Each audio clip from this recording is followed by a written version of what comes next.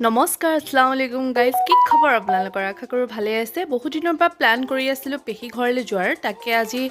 প্ল্যানটো success হৈছেগে আমি আজি ওলালো পেহী ঘৰলৈ যাবলৈ যিহেতুকে কাজিৰঙাত শুনিবলৈ পাইছোঁ মাছৰ উজান উঠিছে যিহেতু সেইবাবে ভাবিলোঁ পেহীয়ে মাছ খাই ভাল পায় সেইকাৰণে মাছ অকমান লৈ পেলাই পেহীহঁতৰ ঘৰলৈ ওলালো আৰু এয়া আমি আহি পালোহি আমনি আৰু আমনিতে থকা ঘোষ মিষ্টান ভাণ্ডাৰ বুলি এখন হোটেল আছে আৰু এইখন হোটেলত মিঠাইবিলাক খুব ভাল খাবলৈ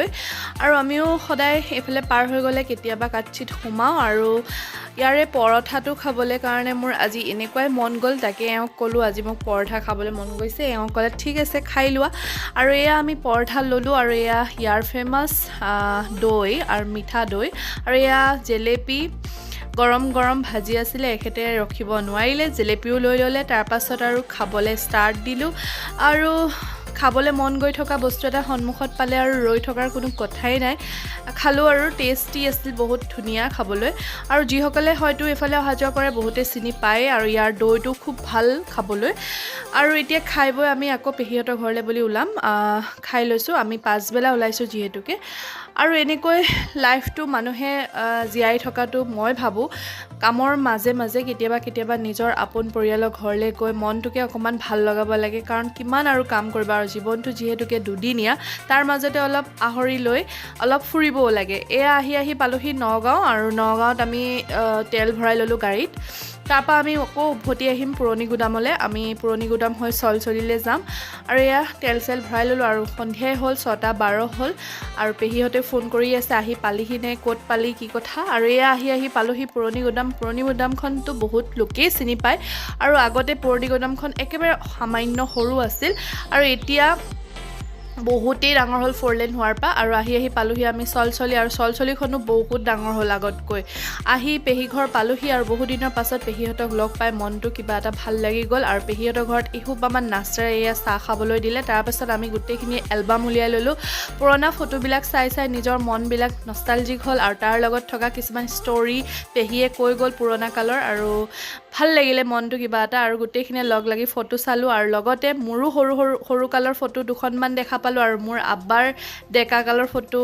মাৰ ফটো গোটেইখিনি দেখা পাই মনটো কিবা এটা ভাল লাগি গ'ল আৰু জোৱাইকেও চাইছে খুব আৰু এইটো বস্তু চিনি পাইছেনে কি হয় এইটো হ'ল ৰীল আগৰ দিনৰ মানুহে ইয়াৰ পৰাই ফটো চটো উলিয়াইছিলে কিবা এটা ভাল লাগি গ'ল আগতে এইবিলাকে বহুত বেছি মিনিংফুল আছিল আৰু আজিকালিতো মানুহে চিনিয়ে নাপাব ল'ৰা ছোৱালীয়ে এয়া দেখিছেনে মোক ফ্ৰক পিন্ধি একদম বহি আছোঁ এয়া আব্বা দেখিছেনে কেনেকুৱা হেণ্ডচাম আছিলে হেণ্ডচাম মানে আজিও কিন্তু আগতে একদম হিৰো আছিলে আৰু এয়া মা আব্বা আমি গোটেইখিনি একদম ফটো এখন তুলিছিলোঁ আৰু মোৰ প'জ দেখিছেনে গাইজ কেনেকৈ তুলিছোঁ আৰু এয়া মোৰ পেহীহঁতৰ ঘৰৰ আগফালৰ ৰুমটো যেহেতুকে মোৰ ভাল লাগিলে পৰিপাটিকে পেহী বোৱাৰীয়েক মানে মোৰ বৌ ইমান ধুনীয়াকৈ ৰাখিছে তাকে আপোনালোকক অকণমান দেখাওঁ বুলি ভাবিলোঁ পেহীহঁতৰ এইটো ড্ৰয়িং ৰুম আৰু আজি যিহেতুকে থাকিলোঁ আৰু পেহীয়ে মোক এয়া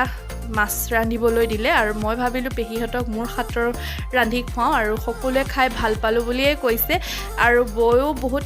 টেষ্টি খানা বনালে আমি খালোঁ আৰু বিলাহী পোৰাও বনাইছিল লগতে খুব টেষ্টি লাগিলে খানা চানা খালোঁ আৰু এয়া আমি থাকিলোঁ যিহেতুকে নেক্সট ডে শুক্ৰবাৰ আছিলে আজি নামাজ পঢ়িবলৈ এখেতে ওলালে আৰু এয়া বৌয়ে আঁতৰ আনি দিছে কেকাৰ ভাগৰ আৰু এই আঁতৰটো ইমানেই ধুনীয়া গোন্ধ নহয় গাইজ মই নেদেখাই নোৱাৰিলোঁ আৰু এওঁ নামাজ পঢ়ি মেলি আহিলে তাৰপাছত দুপৰীয়া ভাত পানী খালোঁ খাই বৈ এতিয়া আমাৰ আকৌ পেকিং ষ্টাৰ্ট মানে আহিবলৈ সময় হৈ গ'ল এনেকৈ মাজে সময়ে কেতিয়াবা নিজৰ আপোন পৰিয়ালৰ মাজলৈ গৈও ভাল লাগে কিন্তু উপায় নাই